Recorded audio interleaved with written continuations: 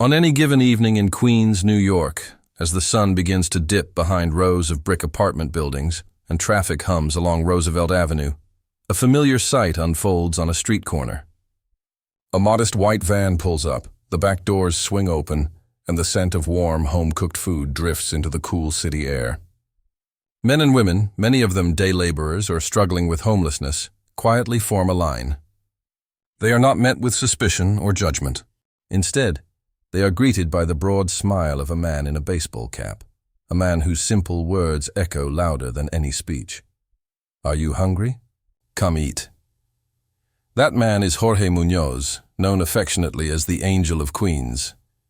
Jorge's story begins far from New York in Colombia, where he grew up in a humble household. Raised with strong values of compassion and responsibility, he learned early the importance of helping others, even when little could be spared. When his family immigrated to the United States, they brought with them the hope of a better future. But they also carried the memory of hardship. Those experiences shaped Jorge's outlook on life, gratitude for opportunity, and empathy for those still struggling. By day, Jorge worked as a school bus driver. His job was steady but not extravagant. The paycheck covered necessities but left no room for luxuries. Yet Jorge's life was never defined by what he lacked. It was defined by what he gave. The turning point came in the early 2000s. Each day, Jorge noticed groups of men waiting on street corners in Queens. Many were immigrant day laborers, standing in hopes of being picked up for construction or landscaping jobs. Some were hired, many were not. By evening, countless men returned to their rooms or shelters empty-handed, with nothing to eat. For Jorge, watching these scenes tugged at something deep inside. He had seen hunger before. He knew the shame of not having enough. And he knew he couldn't simply drive by and pretend not to notice. So, one evening after work, Jorge decided to act. He used his own money to buy groceries, went home and cooked a hot meal. Then he returned to the corner, handed out plates of food, and drove away quietly. What he thought might be a one-time gesture quickly became a calling. Jorge began cooking every night after his shift. Rice, beans, chicken, vegetables, nothing fancy but nourishing and filling. His mother and sister joined him in the kitchen, chopping, stirring, and packing meals into containers. At first he prepared a few dozen meals. Then word spread, more people lined up. Soon, Jorge was feeding more than 100 people each evening. The operation grew into a family ritual. The Muñoz household became a hub of kindness, with pots simmering on the stove and bags of food stacked by the door. While other families wound down their evenings with television or rest, Jorge and his loved ones were out in their van, serving food on Roosevelt Avenue. For them, this was not charity, it was community. What makes Jorge's story so remarkable is that he never had wealth to spare. Every dollar he spent on food was a dollar he could have used for himself. Gas for the van, cooking supplies, packaging, all of it came from his own modest paycheck. Over the years, he gave away more than half of his income. There were nights when the money ran thin, and Jorge worried whether he would have enough for rent or bills. But somehow the meals always came together. Friends, neighbors, and even strangers who learned about his work began donating rice, bread, or vegetables. Slowly, the community that Jorge fed began feeding the mission itself. Still, it wasn't easy. New York winters are harsh, and standing outside in freezing temperatures to distribute meals took a toll. Summers brought heat and exhaustion, yet Jorge never missed a night. For him, the thought of people going to bed hungry was enough to push through every obstacle.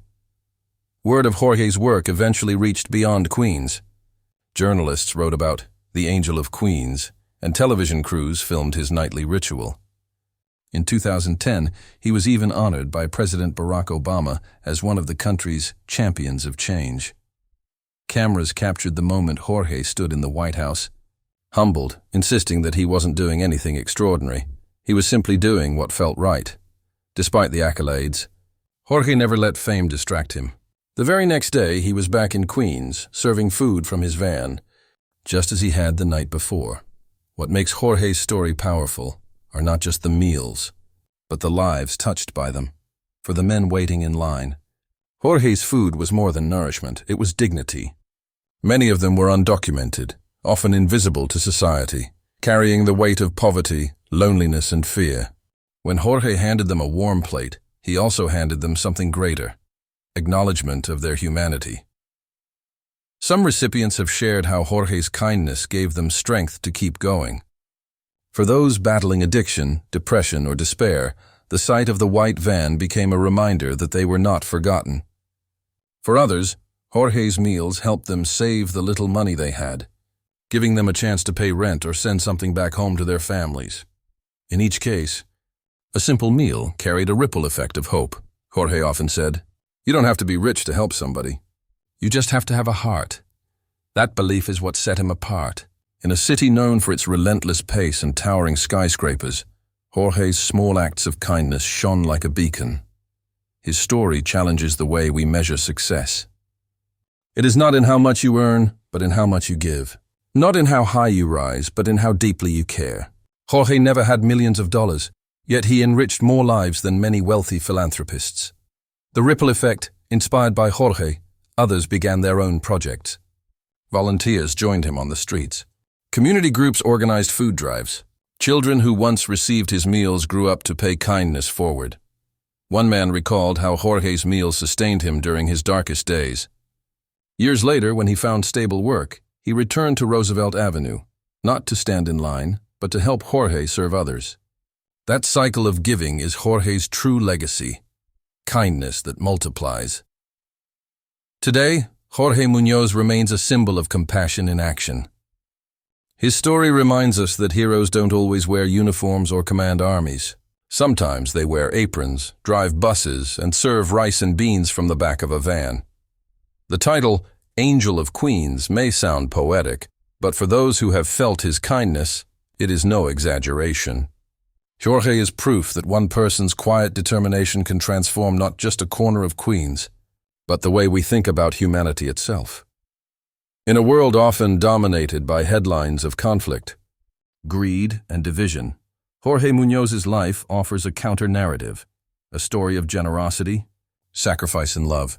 His journey shows that greatness is not about power or prestige, but about choosing, every day, to see the needs of others and respond with open hands.